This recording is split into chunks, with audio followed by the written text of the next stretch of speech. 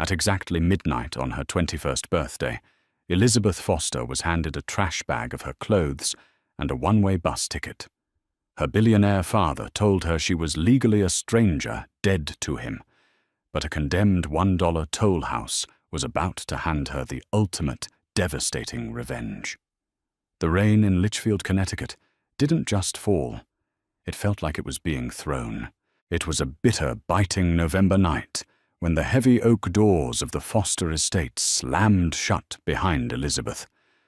She stood on the gravel driveway, the cold seeping through the thin soles of her sneakers, staring up at the massive illuminated windows of her childhood home.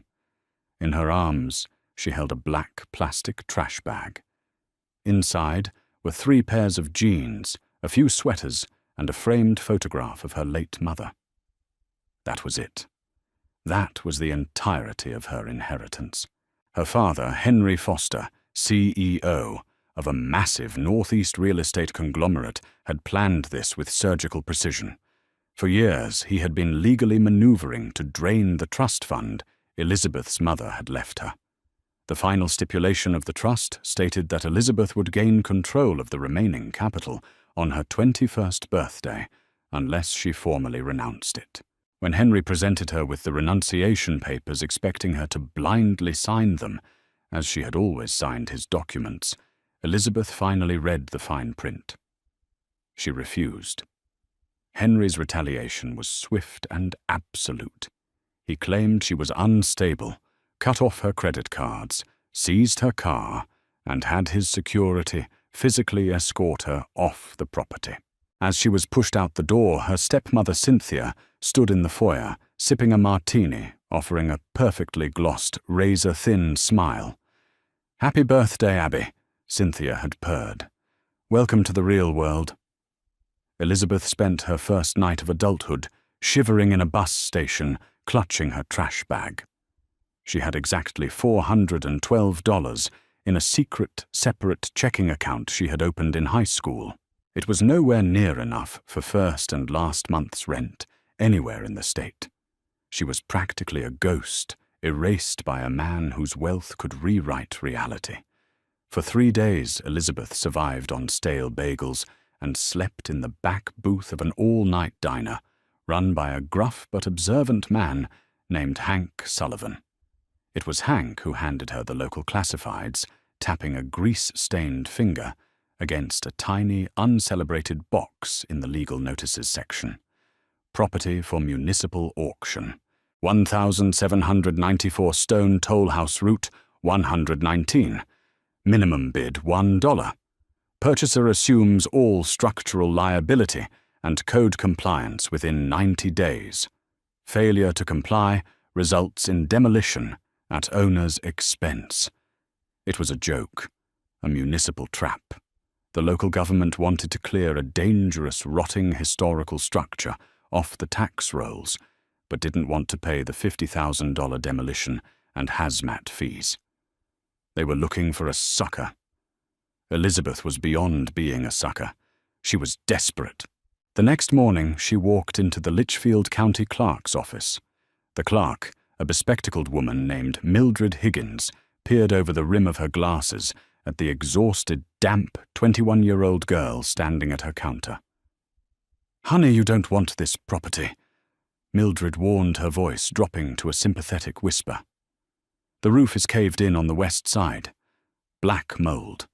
The foundation is shifting. It's an 18th century tomb. The town just wants a scapegoat to foot the bulldozer bill."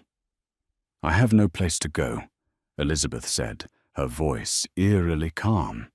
She reached into her pocket, pulled out a crumpled, damp $1 bill, and smoothed it out on the counter. "I'll take it." The paperwork took 2 hours. When Elizabeth signed the final deed, her hand shook. She was now a homeowner. She owned a disaster. The Tollhouse sat in a dense, forgotten stretch of woods off the old turnpike. It was a grim, squat structure made of uneven fieldstone, blanketed in invasive ivy, that seemed to be the only thing holding the walls together. The windows were long gone, boarded up with rotting plywood. The front door was chained shut. When Elizabeth snapped the rusted padlock with a pair of bolt cutters she'd bought at the hardware store, the door creaked open, exhaling a breath of stagnant, freezing air. The inside was a nightmare. The floorboards were spongy with rot, animal droppings littered the corners, and the smell of mildew was thick enough to taste. In the center of the main room stood a massive, towering stone fireplace, its chimney stretching up through the collapsed ceiling. Elizabeth dropped her trash bag on the only solid piece of floor she could find. She sank to her knees, the sheer impossibility of her situation crashing down on her. She had $1 to her name. She had 90 days to bring an 18th century ruin up to modern building codes, or the town would seize it, bulldoze it, and sue her for the demolition costs. She screamed. She screamed until her throat was raw, the sound bouncing off the cold stone walls, swallowed by the surrounding forest.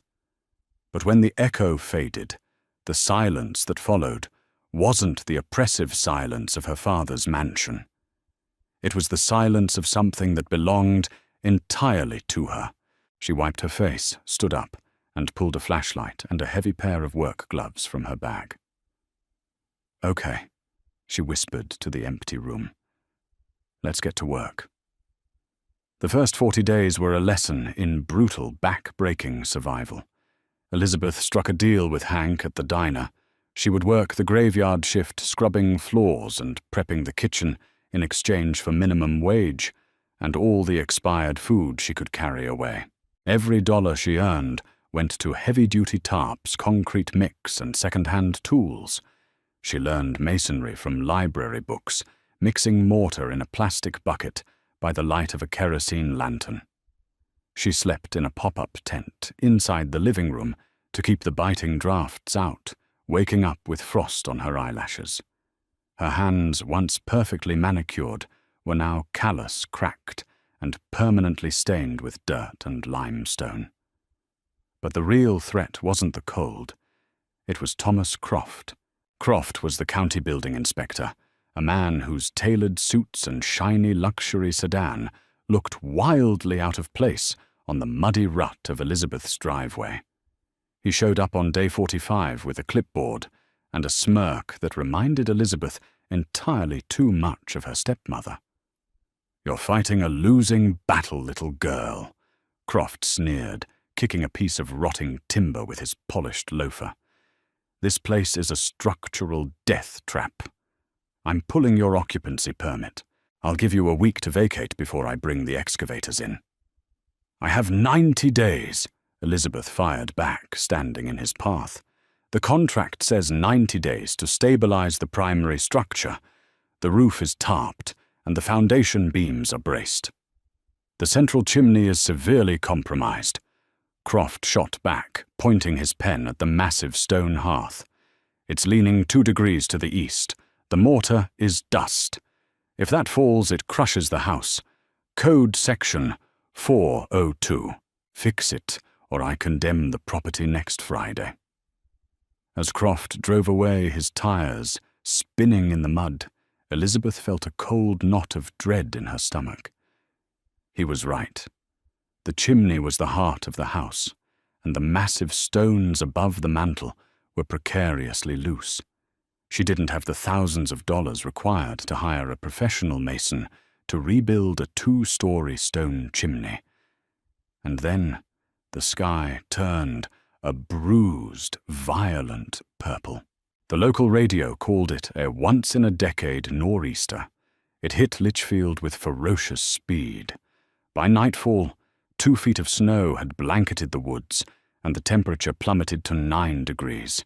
The wind howled through the tarps on the roof, tearing at the plastic sheathing on the windows. Inside her tent, Elizabeth was freezing to death. Her breath plumed in the dark. She knew that if she didn't get a fire going, she wouldn't survive the night. But lighting a fire in the compromised hearth was suicide. The flue was blocked by debris, and the loose stones could collapse from the heat expansion. Desperation took over. Shivering violently, Elizabeth grabbed a heavy iron crowbar. If she could just pry out the loose stones at the throat of the chimney, she could clear the blockage and let the smoke vent safely. She stood before the massive fireplace. The keystone above the mantel, a large, jagged piece of dark granite, was jutting out unnaturally. She jammed the flat edge of the crowbar into the crumbling mortar beside it and threw her entire body weight against the iron bar. Nothing. She screamed in frustration, her muscles burning, and threw her weight into it again. Crack! The century-old mortar gave way with a puff of grey dust. Elizabeth dropped the crowbar and grabbed the sides of the heavy stone, wiggling it back and forth. It weighed at least 50 pounds, grating against the surrounding rocks. With one final desperate heave, she pulled the stone free and let it crash to the floorboards. She stumbled back, gasping for air. When the dust settled, she aimed her flashlight into the hole left by the stone. She expected to see the blackened, soot-stained interior of the chimney flue. Instead, she saw dull, grey metal. Elizabeth froze. She stepped closer, shining the beam directly into the cavity. It wasn't a flue. It was a secret compartment, carefully carved out of the surrounding masonry and lined with thick sheets of lead to protect it from the heat of the fire. Her heart hammering against her ribs, Elizabeth reached her trembling cut hands into the dark cavity. Her fingers brushed against something heavy, wrapped in layers of brittle oiled canvas. It took all her remaining strength to drag the bundle out of the cavity and onto the floor. The oilcloth was stiff and coated in decades of dust. Her breath catching in her throat, Elizabeth peeled back the heavy canvas. Inside sat a heavy rectangular iron lockbox. It was antique, the kind of strong box used on stagecoaches in the 1800s. The brass lock on the front was green with age, but it had already been forced open long ago, the clasp hanging loosely. Elizabeth lifted the heavy iron lid. The smell of old paper, dried wax, and something metallic wafted up. The box wasn't filled with gold coins or jewelry. It was packed to the brim with thick, bound stacks of paper and several heavy leather journals. She picked up the top bundle. It was wrapped in twine. She slid one of the slips of paper out. It was currency.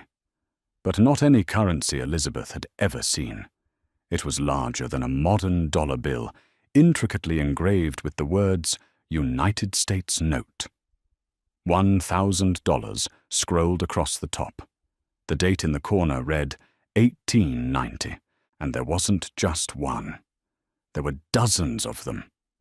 Elizabeth dropped the bill, her hands shaking so violently she could barely hold the flashlight. She reached deeper into the box and pulled out the largest of the leather journals. The cover was cracked, the initials NF stamped into the leather in faded gold leaf. She flipped it open to the first page. The handwriting was elegant, sweeping, and written in dark iron gall ink. October 14th, 1898. If this box is found, then I am dead, and the sins of my family have finally caught up with the earth. My name is Nathaniel Foster, and the empire I have built, the wealth my descendants now enjoy, is entirely stolen. Elizabeth's blood ran ice-cold. Nathaniel Foster, her great-great-grandfather, the patriarch of the Foster real estate empire, the man whose portrait hung in her father's study, revered as a titan of industry. She sat cross-legged on the freezing floor, the storm raging outside, completely forgotten. She turned the fragile page. The journal wasn't just a diary. It was a meticulous, mathematically precise ledger of fraud.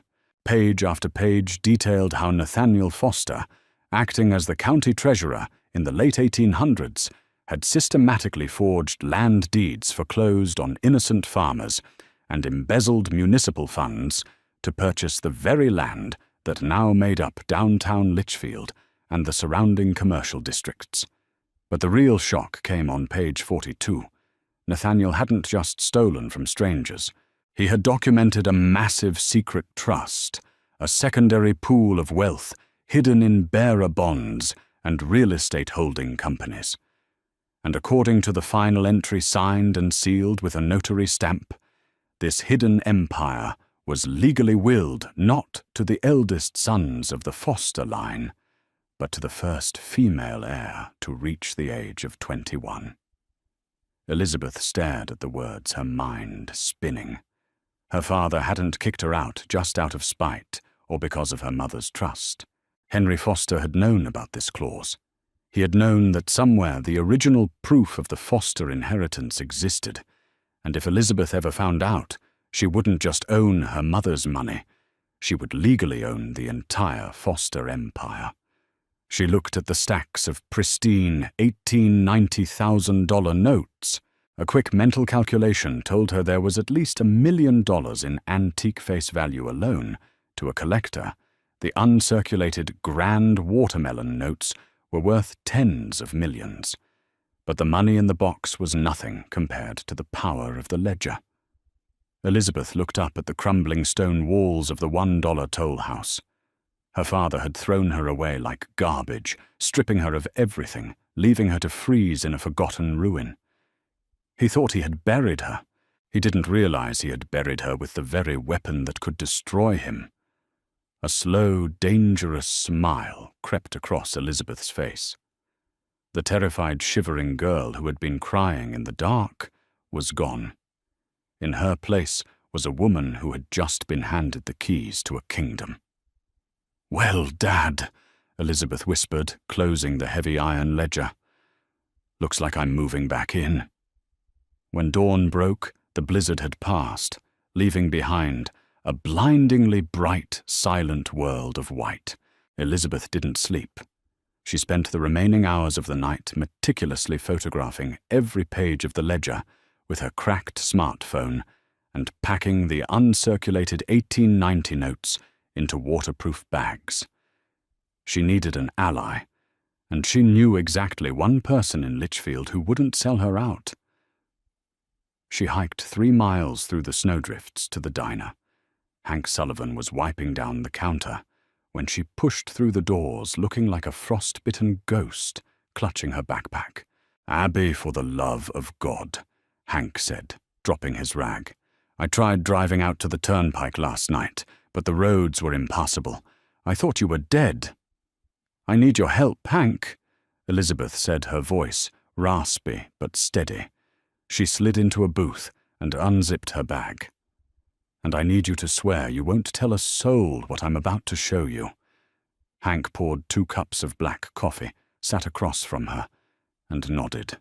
Elizabeth reached into the bag and pulled out a single bill, one of the $18,090,000 grand watermelon notes. She slid it across the Formica table. Hank, who collected antique coins and wartime memorabilia, stared at it as if it were a live grenade. "Where did you get this?" he whispered, his eyes wide. "Abby, if this is real, there are only a handful of these left in the world. Last one went at auction for over $3 million. "I have 30 of them," she replied flatly, "and I need to liquidate one immediately without my father finding out." Hank didn't ask questions. He made a phone call to a discreet numismatic appraiser he knew in Manhattan, a man named Arthur Pendleton. By noon, Hank had driven Elizabeth to the city. Pendleton took one look at the pristine condition of the note under his loupe, verified the serial numbers, and nearly fainted. He offered her an immediate private sale advance of $1.5 million wired to a newly established secure offshore account by the end of the business day. The shivering, penniless girl who had been thrown out in the rain was gone. Elizabeth walked out of the appraiser's office a millionaire. But she knew the cash was just ammunition. The ledger was the gun. She had less than 5 days before Thomas Croft, the corrupt building inspector, arrived to condemn the Tollhouse. Elizabeth didn't just hire a contractor. She hired the most expensive, aggressive historical restoration firm in New England. She paid triple their standard rate for priority hazard pay labor. For the next 4 days, the forgotten Tollhouse swarmed with structural engineers, master masons, and electricians. They poured a reinforced concrete sub-foundation, rebuilt the massive stone chimney to flawless modern safety codes, and installed a heavy slate roof. On Friday morning, the muddy rut of a driveway rumbled with the sound of heavy machinery. Thomas Croft stepped out of his luxury sedan, flanked by 2 massive yellow bulldozers. He wore a smug, victorious grin, carrying a bright red condemned sign. Elizabeth was waiting for him on the front porch. She was holding a steaming mug of tea, wearing a tailored wool coat that cost more than Croft's car. "Time's up, little girl," Croft barked, signaling the bulldozer operators to idle their engines. "You didn't fix the chimney. I'm taking the property." Elizabeth calmly walked down the newly repaired stone steps. She handed Croft a thick manila folder. "What is this?" he scoffed. "Certificates of structural compliance, signed by 3 independent state engineers," Elizabeth said, her tone dripping with ice. "A passing grade on the updated foundation, and a certified historical preservation injunction. This building is now a protected landmark. If your bulldozers touch so much as a blade of grass on this property, my lawyers will have you in federal court by lunch." Croft's face drained of color as he flipped through the documents. The architectural seals were undeniable. The masonry was perfect. "How?" Croft stammered, his eyes darting from the reinforced roof to her designer coat. "Where did you get the money for this? Henry said you were broke." "Tell my father." Elizabeth leaned in close, her voice dropping to a lethal whisper, "that the Tollhouse was the best investment I ever made." Croft scrambled back into his sedan and sped off the bulldozers, awkwardly reversing down the road behind him. Less than an hour later, Henry Foster received the panicked phone call. He sat in his corner office, staring at the Litchfield skyline, a skyline his family supposedly built. A cold sweat broke out on his neck. He had chosen the Tollhouse specifically because it was impossible to save. He wanted her broken, desperate, and begging to sign the renunciation papers to survive. Instead, she had defeated him. And if she had restored the chimney... Henry's blood ran cold. The legend of Nathaniel Foster's lockbox was a dark family secret passed down from father to son.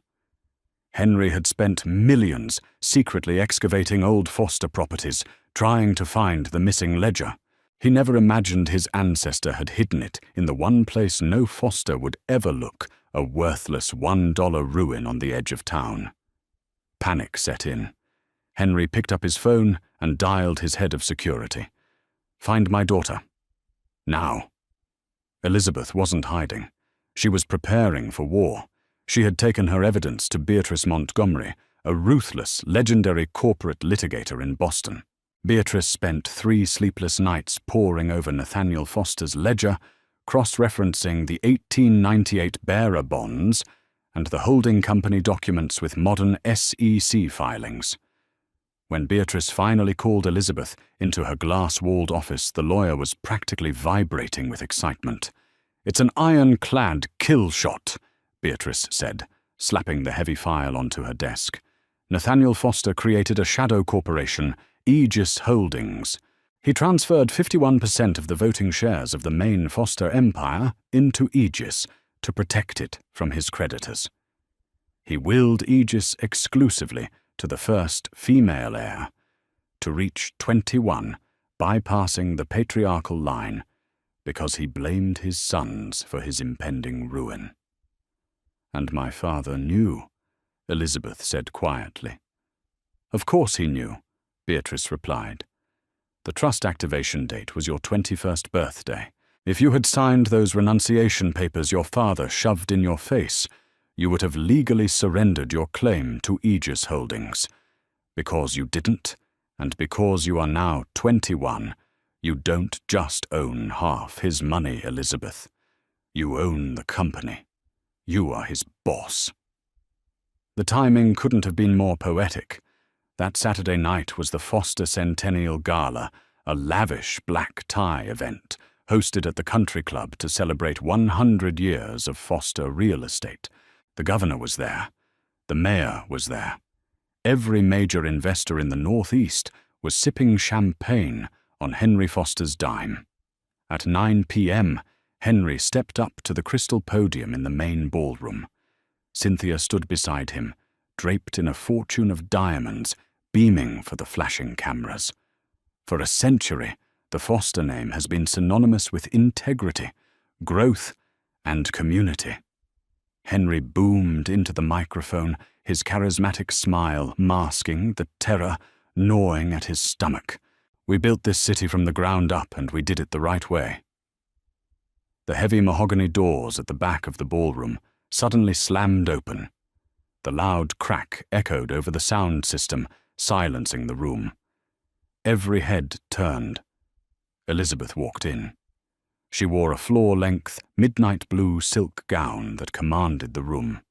Her posture was flawless, her gaze fixed entirely on the man at the podium. Flanking her were Beatrice Montgomery and 3 federal marshals in dark suits. Whispers erupted across the ballroom. Everyone knew the rumor that Henry had institutionalized his unstable daughter. Yet here she was, looking like royalty. Henry gripped the edges of the podium, his knuckles turning white. "Security!" He barked into the microphone. "Remove her. She's not on the guest list." "Actually, Henry, I own the venue." Elizabeth projected her voice, ringing clear and authoritative across the silent crowd. She didn't need a microphone. She walked straight down the center aisle, the crowd parting for her like the Red Sea. Cynthia looked like she was going to be sick. "You're out of your mind," Henry hissed, stepping down from the stage to block her path, trying to keep his voice low. "I will have you arrested for trespassing." "Trespassing on my own property." Elizabeth smiled a cold, sharp expression. She snapped her fingers. Beatrice stepped forward and handed Henry a thick stack of legal documents. "Henry Foster," Beatrice said loudly, ensuring the front row of investors heard every word. "You are hereby served with an emergency federal injunction. Ownership of 51% of Foster Real Estate has legally reverted to Aegis Holdings, of which Elizabeth Foster is the sole beneficiary and CEO." "This is a forgery. It's a lie," Henry shouted, throwing the papers onto the floor. "The original 1898 ledger, penned by your grandfather, is currently sitting in a federal evidence vault," Elizabeth said smoothly. "It details exactly how this company was built on embezzled municipal funds and stolen farmland. It also details the Aegis Trust, the trust you tried to force me to blindly renounce on my birthday." The ballroom erupted into a frenzy of gasps and murmurs. The investors in the front row were already pulling out their phones, frantically texting their brokers. "You threw me out in the freezing rain with a trash bag, Dad." Elizabeth continued stepping closer, so only he could hear the final blow. "You thought you broke me, but all you did was hand me the deed to the very place where our family's darkest secrets were buried. You sent me to the Tollhouse." Henry staggered back as if he had been physically struck. The blood drained from his face. He looked at the federal marshals, then at the furious, panicked faces of his board members. He had nothing left.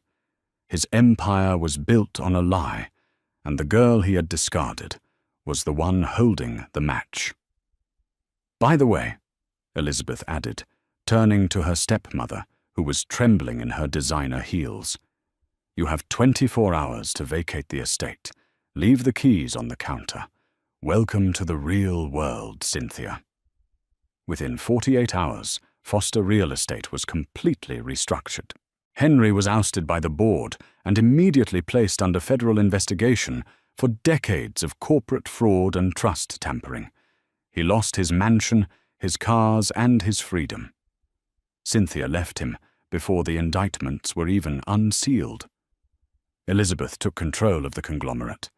Her first act as CEO was establishing a massive community fund, returning millions to the descendants of the families Nathaniel Foster had ruined a century prior. She fired Thomas Croft and fully funded the town's Historical Preservation Society. She didn't move back into the sprawling, empty mansion. Instead, Elizabeth lived in the restored 1794 stone Tollhouse. The massive fireplace was now the warm, beating heart of a beautiful home, the stones radiating a comforting heat against the Connecticut winters. Every time she sat by the fire, looking at the seamless masonry where the lockbox used to be, she smiled. She had bought her revenge for exactly $1, and it was worth every penny. If you loved this story of ultimate revenge and hidden treasure, hit that like button right now. Have you ever found something hidden in an old house? Tell us about your craziest discoveries in the comments below. Don't forget to share this incredible real-life drama with your friends and subscribe to the channel for more unbelievable stories of secrets, betrayal, and sweet justice. Turn on notifications so you never miss an upload.